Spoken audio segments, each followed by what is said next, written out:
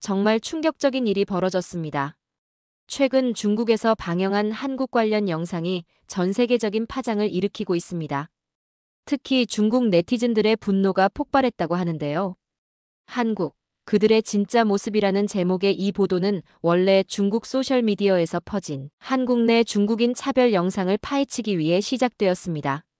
하지만 베테랑 저널리스트 에단 콜먼이 직접 한국을 방문해 취재한 결과는 모두의 예상을 뒤엎었습니다.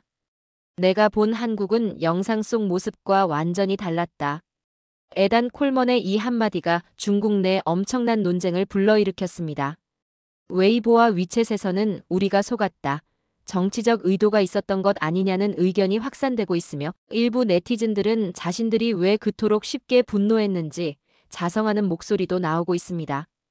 대체 에단 콜먼은 한국에서 무엇을 보았던 걸까요? 그의 놀라운 한국 취재기를 함께 들어보시겠습니다. 사연 시작 전 구독과 좋아요 부탁드립니다. 감사합니다. 저는 뉴욕에 살고 있는 40대 탐사 저널리스트 에단 콜먼이라고 합니다.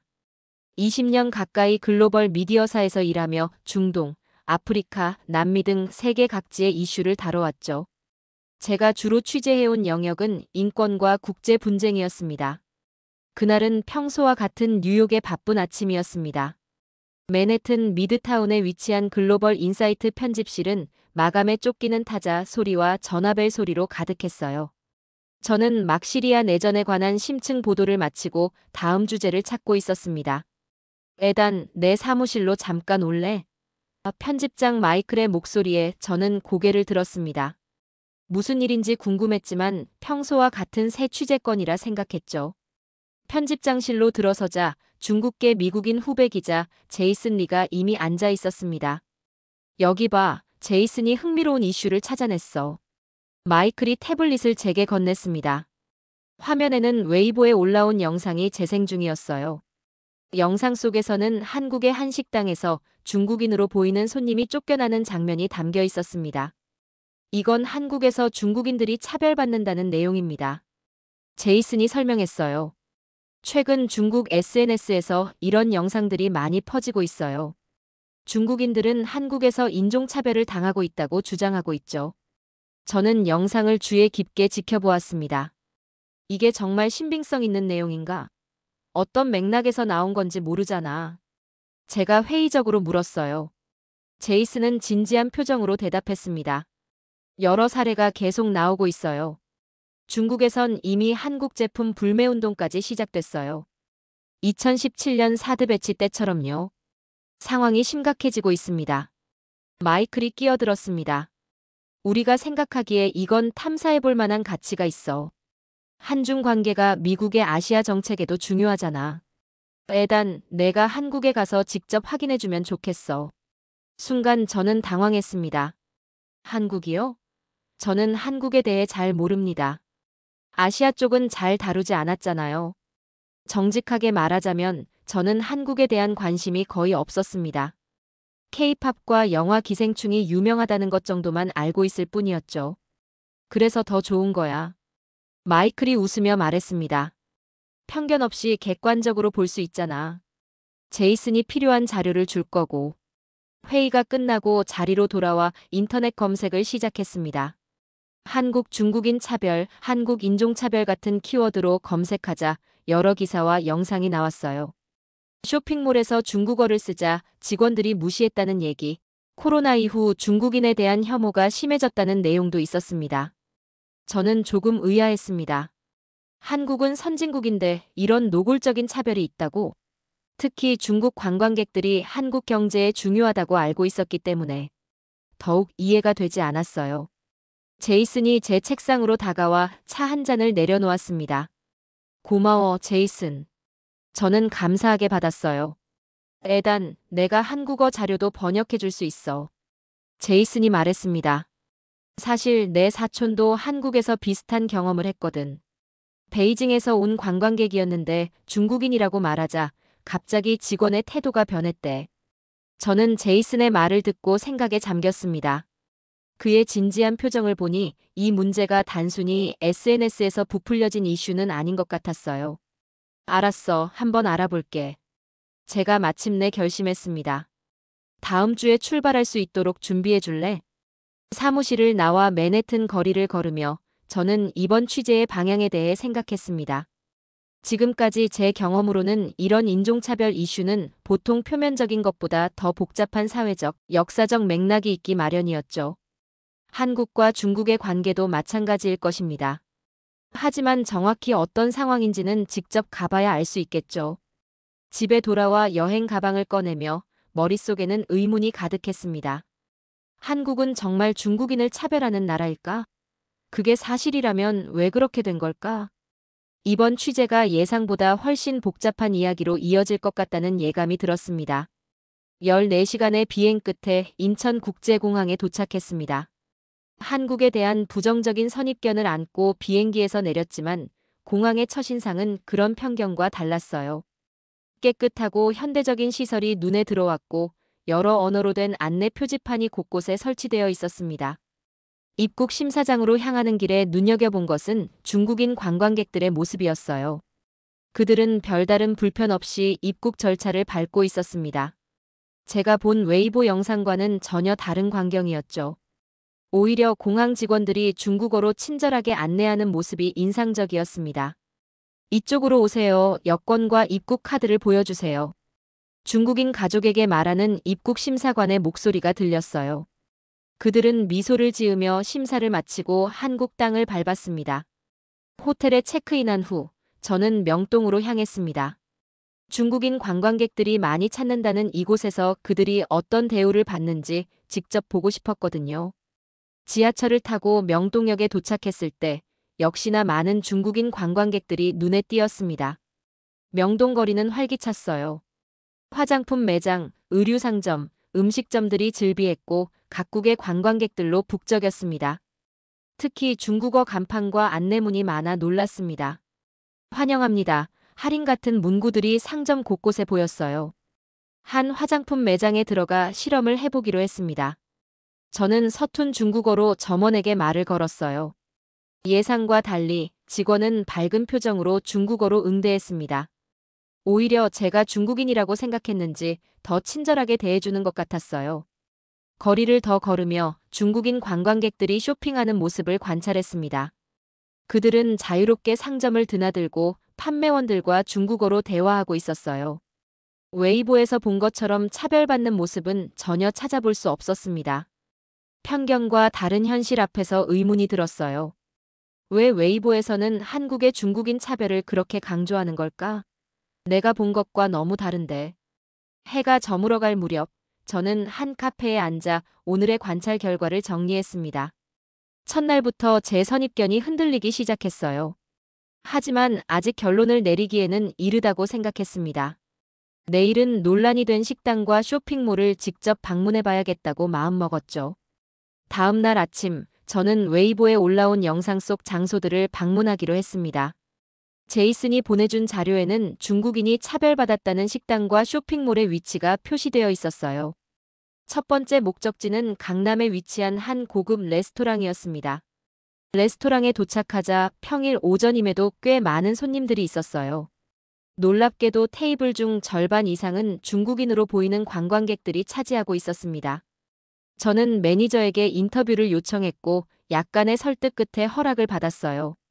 저희 식당은 외국인 고객이 많습니다. 특히 중국 손님들이 많이 찾아주세요. 김수진 매니저는 자랑스럽게 말했습니다. 웨이보에 올라온 영상 때문에 곤란한 상황을 겪었어요. 우리 식당이 맞다고 하던데 정말 황당했죠. 그럼 그 사건은 어떻게 된 건가요? 저는 궁금증을 참지 못하고 물었습니다. 당시 CCTV를 확인했는데 그런 상황이 없었어요. 법적으로 30일까지만 보관하기 때문에 지금은 없지만요. 저희 식당에서 중국인을 차별한 적이 없습니다. 오히려 중국인 단골이 많아요. 그의 말이 진실인지 확인하기 위해 저 미리 섭외해둔 중국인을 투입시켰습니다. 그는 식당에 들어가 서툰 중국어로 테이블을 요청했어요.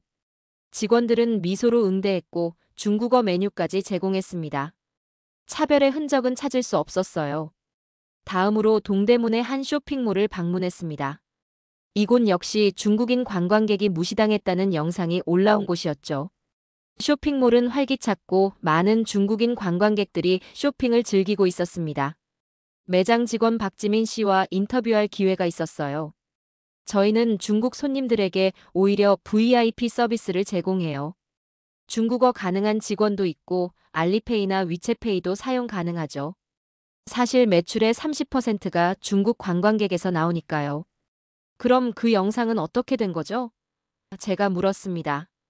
정확히는 모르겠지만 가끔 일부 손님들이 무리한 요구를 하시다가 거절당하면 불만을 표출하는 경우가 있어요. 그런 일부 상황만 편집해서 올린 게 아닐까 생각합니다. 취재를 마치고 근처 카페에 앉아 노트북을 펼쳤습니다. 지금까지 본 상황은 웨이보에 올라온 영상과 완전히 달랐습니다. 차별이 아니라 오히려 특별한 배려가 있었죠. 무언가 이상했습니다. 왜 이런 차이가 있는 걸까요? 갑자기 옆 테이블에서 소란이 일어났어요.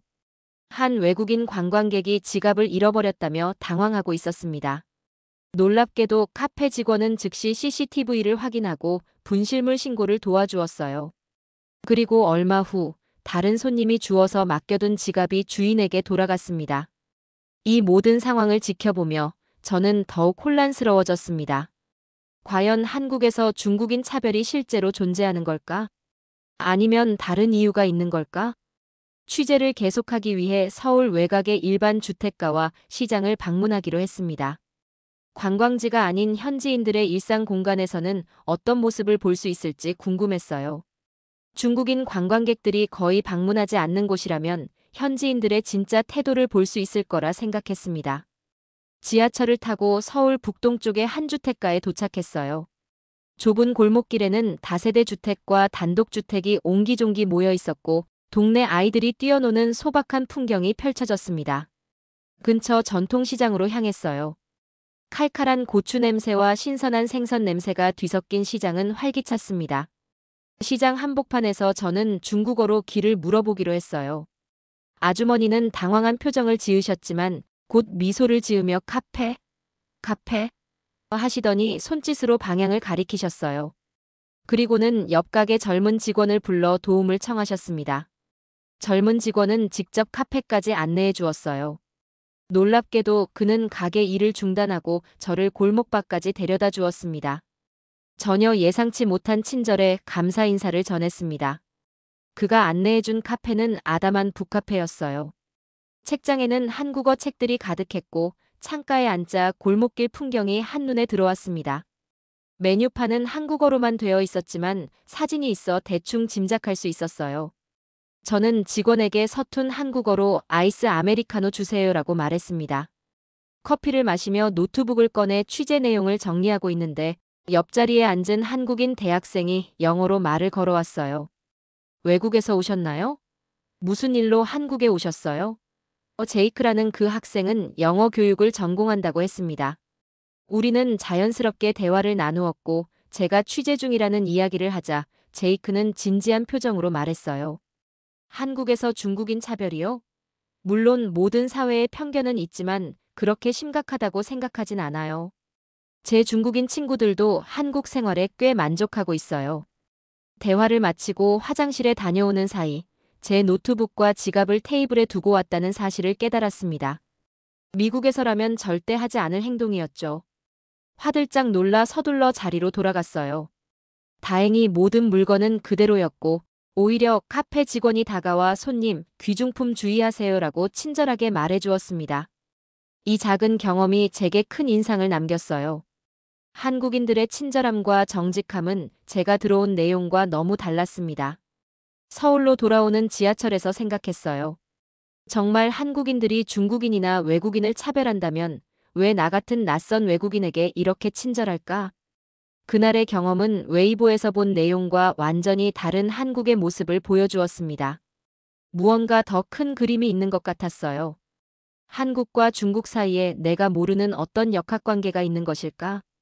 이제 이 의문을 풀기 위한 더 깊은 취재가 필요하다고 느꼈습니다. 호텔로 돌아온 저는 제이슨과 영상통화를 계획했습니다. 그동안 취재한 내용을 공유하고 싶었어요. 호텔 침대에 기대 앉아 노트북을 켜고 제이슨에게 연결했습니다. 화면 속 그의 얼굴은 기대에 차 있었어요. 에단, 어때? 취재는 잘 진행되고 있어? 제이슨이 호기심 어린 목소리로 물었습니다. 글쎄, 생각했던 것과는 많이 다른 상황이야. 저는 솔직하게 답했어요. 지금까지 봤던 현장들은 웨이보에 올라온 영상과 상당히 다르더라고. 오히려 중국인 관광객들에게 특별한 서비스를 제공하는 모습을 많이 봤어. 제이슨의 표정이 미묘하게 변했습니다.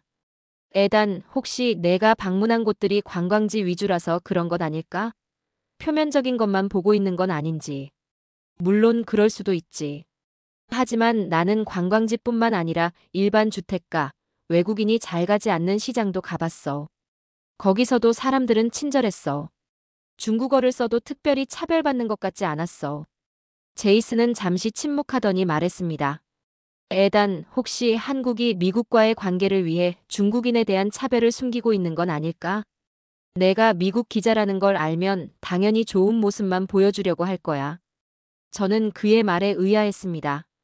제이슨, 그건 좀 음모론적인 시각 아닐까? 내가 본 건 정말 자연스러운 상황들이었어. 그리고 중국인으로 가장해서 실험도 해봤지만 차별받지 않았어.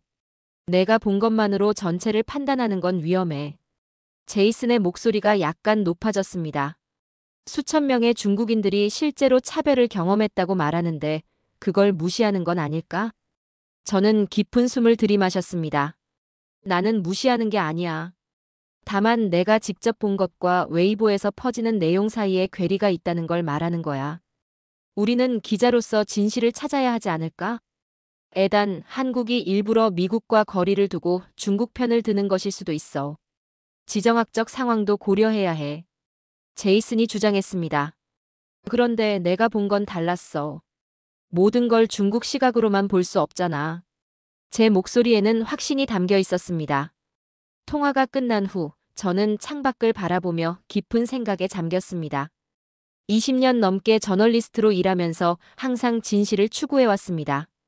하지만 때로는 진실이라는 것이 얼마나 복잡한지 새삼 실감했어요. 침대에 누워 웨이보에 올라온 게시물들을 다시 살펴보았습니다. 수많은 중국 네티즌들이 한국을 비난하는 글들을 올리고 있었어요. 그 중에는 분명 과장되거나 조작된 내용도 있었습니다. 혹시 이 모든 게 조작된 정보일까? 의문이 커져갔습니다. 저는 기자로서의 신념과 지금까지의 경험이 충돌하는 것을 느꼈습니다. 항상 소외된 사람들의 목소리에 귀 기울이는 것이 제 원칙이었어요. 하지만 이번에는 상황이 더 복잡해 보였습니다. 단순히 누가 피해자이고 누가 가해자인지 구분하기 어려웠어요.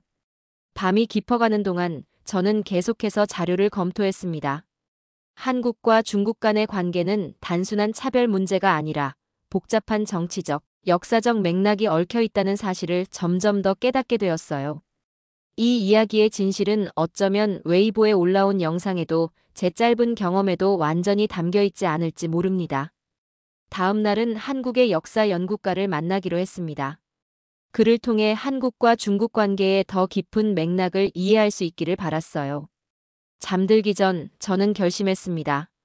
편견이나 선입견에 사로잡히지 않고 진실을 밝히는데 최선을 다하겠다고. 서울대학교 국제관계학과 강의실에서 저는 이 교수를 기다리고 있었습니다. 그는 한중 관계를 30년 넘게 연구해온 석학으로 인터뷰를 통해 더 깊은 통찰을 얻길 바랐어요. 넓은 창문으로 캠퍼스의 봄 풍경이 보였고 벽에는 동아시아 지도와 역사적 자료들이 전시되어 있었습니다. 이 교수가 도착했고 우리는 인사를 나눈 후 바로 본론으로 들어갔습니다. 그에게 지금까지 제가 경험한 것들과 웨이보에서 본 내용 사이의 괴리에 대해 설명했어요. 한국이 반중 정서를 가졌다고요? 이 교수는 제 질문을 듣고 미소를 지었습니다. 역설적이게도 한국은 오랫동안 중국에 경제적으로 의존해왔어요. 지난 20년간 중국은 우리의 최대 무역 파트너였죠. 하지만 점점 독립하려는 움직임이 커지고 있는 것은 사실입니다. 이 교수는 책상에서 도표를 꺼내 보여주었어요. 한중 무역 통계였습니다. 보시다시피 한국 수출의 25% 이상이 중국으로 향합니다. 이런 경제적 의존도는 양날의 검이죠. 어떤 의미에서요? 제가 물었습니다. 2017년 사드 배치 사건을 기억하세요? 중국은 한국에 경제적 보복을 가했고 우리 경제는 큰 타격을 입었습니다. 한국 기업들은 중국 시장에서 철수해야 했고 관광객도 급감했죠. 이 사건은 많은 한국인들에게 경제적 의존도의 위험성을 일깨워 주었어요. 그의 말에 고개를 끄덕이며 생각에 잠겼습니다. 중국과의 관계가 단순한 감정의 문제가 아니라 복잡한 경제적, 정치적 요소가 얽혀 있다는 걸 깨닫기 시작했습니다. 그럼 중국 매체에서 나오는 보도는 어떻게 봐야 할까요? 많은 영상들이 한국의 중국인 차별을 강조하고 있습니다. 이 교수는 깊은 숨을 내쉬었습니다. 중국 매체에서 나오는 보도가 과장되거나 조작된 경우도 많습니다. 물론 모든 사회에 차별은 존재합니다만 특정 사건을 전체인 것처럼 부각시키는 경향이 있죠. 이는 중국의 국내 정치와도 관련이 있습니다. 국내 정치라뇨? 제가 의아하게 물었습니다. 중국 정부는 종종 외부의 적을 만들어 내부 결속을 다지는 전략을 사용합니다. 과거 일본, 미국이 그 대상이었고 최근에는 한국도 그 목록에 올랐죠. 사드 사태 이후로 한국에 대한 부정적 보도가 급증했습니다. 이 교수의 설명은 제가 본 것들을 새로운 시각으로 바라보게 해주었어요. 그는 이어서 역사적 맥락을 설명했습니다. 한중 관계는 수천 년의 역사를 갖고 있습니다. 전통적으로 조선은 중국과 조공책봉 관계였지만 19세기 후반 중국이 이를 종속 관계로 해석하려 했죠. 이런 역사적 경험이 현대 한국인의 정체성에도 영향을 미칩니다. 이 교수의 연구실을 나온 후 저는 근처 카페에서 중국계 미국인 사업가 마이클 왕을 만났습니다. 그는 10년 넘게 한국과 중국을 오가며 사업을 해온 사람이었어요. 한국에서는 서비스 질이 높지만 중국에서는 한국 브랜드를 의도적으로 배척하기도 해요. 마이클은 자신의 경험을 나누었습니다. 사드 사태 이후 제 친구가 운영하는 한국 화장품 매장은 철수해야 했어요. 고객들이 불매운동을 벌였거든요. 그럼 실제로 한국인들이 중국인을 차별한다고 생각하시나요? 제가 물었습니다. 물론 일부 사례는 있겠지만 제 경험상 그건 소수의 경우예요. 반면 중국에서는 정부 주도로 한국에 대한 집단적 불매운동이 벌어졌죠. 어느 쪽이 더 체계적인 차별인지는 명확합니다. 호텔로 돌아오는 길에 오늘의 인터뷰를 곱씹었습니다. 한국과 중국 간의 관계는 제가 생각했던 것보다 훨씬 복잡했어요. 이는 단순한 차별 문제가 아니라 역사, 경제, 정치가 얽힌 다층적인 관계였습니다. 이제 저는 보도의 방향을 재고해야 했습니다. 한국은 중국인을 차별하는가? 라는 단순한 질문이 아니라 그 이면에 있는 진짜 이야기를 전해야 한다고 느꼈어요. 진실은 항상 표면보다 더 깊은 곳에 있었습니다. 호텔방에 앉아 지금까지 취재한 내용을 정리하며 깊은 고민에 빠졌습니다. 벽에는 제가 수집한 인터뷰 사진과 메모들이 붙어 있었고 노트북 화면에는 처음 기획했던 보도 개요가 띄워져 있었어요. 한국은 중국인을 차별하는가? 라는 제목이 화면 상단에 크게 적혀 있었습니다. 하지만 이제 저는 그 제목이 너무 단순하다는 것을 알았어요. 현실은 더 복잡했고 더 깊이 있는 이야기가 있었습니다. 저널리스트로서 제 책임은 단순히 충격적인 제목으로 클릭을 유도하는 것이 아니라 진실에 최대한 가까워지는 것이었죠. 창밖의 서울 야경을 바라보며 지난 20년간의 기자 생활을 되돌아보았습니다. 아프리카 내전, 중동 분쟁, 남미의 사회 문제 등 다양한 이슈를 다루면서 항상 제가 추구했던 것은 사실이었어요. 하지만 때로는 사실이라고 믿었던 것이 실은 제 선입견에 의해 걸러진 버전일 수도 있다는 것을 깨달았습니다. 사실에 기반한 보도, 공정한 시각, 투명한 과정. 저널리즘의 기본 원칙들이 머릿속을 맴돌았습니다. 제가 한국에 대해 가졌던 초기 인상이 얼마나 제한적이었는지, 그리고 제이슨과 웨이보의 영상에 얼마나 영향을 받았는지 이제야 분명히 보였어요. 노트북으로 돌아와 보도 계획을 수정하기 시작했습니다. 제목부터 바꿨어요. 한국은 중국인을 차별하는가? 에서 진짜 문제는 무엇인가? 한국과 중국 관계의 진실로 변경했습니다. 그리고 보도의 구조도 재구성했어요. 첫째, 중국 SNS에 퍼진 영상들과 그 영향을 다루되 그것이 전체 상황을 대표하지 않을 수 있음을 명시하기로 했습니다. 둘째, 한국에서 직접 경험한 내용과 인터뷰를 통해 얻은 다양한 관점을 균형 있게 제시하기로 했습니다. 셋째, 한중 관계의 역사적, 경제적, 정치적 맥락을 설명하여 현재의 갈등이 단순한 차별 문제가 아님을 보여주기로 했습니다. 새로운 보도 방향을 구상하면서 저는 인지적 불편함을 느꼈습니다. 처음 계획했던 것과 다른 방향으로 나아간다는 것은 쉬운 결정이 아니었어요. 하지만 저널리스트로서 진실을 추구하는 것이 제 임무였습니다. 편집장에게 전화를 걸어 상황을 설명했습니다. 마이클, 보도 방향을 조금 바꾸려 해요. 이건 단순한 관광객 차별 문제가 아니라 더 복잡한 국제관계의 한 단면이에요. 마이클은 잠시 침묵했다가 물었습니다. 그럼 제이슨의 초기 제안과는 다른 방향인가? 네, 그렇습니다. 사실 현장에서 본 것은 웨이보 영상과 상당히 달랐어요. 물론 일부 차별 사례가 있을 수 있지만 그것이 전체를 대표한다고 보기는 어렵습니다. 알았어, 에단. 자네를 보낸 이유가 바로 그거야. 진실을 찾아내는 거지. 하지만 균형 있는 시각을 유지하는 것을 잊지 말게. 전화를 끊고 다시 작업에 몰두했습니다. 이번 보도를 통해 한중 관계의 복잡성을 제대로 전달하고 싶었어요. 그것은 단순히 누가 옳고 그른가의 문제가 아니라 두 국가 간의 복잡한 역학관계를 이해하는 것이었습니다. 밤이 깊어갈수록 저는 이번 취재 경험이 저에게 큰 교훈을 주고 있다는 것을 느꼈습니다. 저널리스트로서 항상 의문을 품고 직접 확인하며 선입견을 넘어서는 것의 중요성을 다시 한번 깨닫게 되었어요. 창문을 열어 서울의 밤 공기를 들이마시며 생각했습니다. 내일은 마지막 인터뷰와 취재를 마무리하고 뉴욕으로 돌아가 진정한 보도를 완성할 시간이다. 뉴욕으로 돌아온 저는 편집실에 틀어박혀 취재 자료를 분석하고 편집하는 데 집중했습니다. 한국에서 찍은 영상과 인터뷰, 현장 분위기를 담은 촬영본을 하나하나 살펴보며 스토리라인을 구성했어요. 모든 취재 과정은 제 노트북에 꼼꼼히 기록되어 있었고 이를 바탕으로 30분짜리 특별보도 프로그램을 만들기 시작했습니다. 우리는 종종 한국가나 문화에 대한 이미지를 단편적인 영상이나 뉴스로 형성합니다. 내레이션을 녹음하면서 저는 이 문장으로 시작했어요. 하지만 진실은 항상 우리가 생각하는 것보다 더 복잡합니다. 프로그램 첫 부분에는 웨이보에 올라온 영상들과 중국 내 확산된 한국에 대한 부정적 이미지를 보여주었습니다. 그리고 제가 직접 방문한 명동, 강남의 식당과 쇼핑몰, 서울 외곽주택가에서의 경험을 대조했어요. 이유진 교수와의 인터뷰에서는 한중 관계의 역사적, 경제적 맥락을 설명했고 마이클 왕의 증언으로 양국 관계의 복잡성을 강조했습니다. 한국과 중국의 관계를 보다 깊이 이해하기 위해서는 표면적인 갈등 너머의 역사와 정치, 경제적 맥락을 살펴볼 필요가 있습니다. 프로그램 말미에 이렇게 결론을 내렸어요. 편집장 마이클이 최종 시사회에서 만족스럽게 고개를 끄덕였습니다.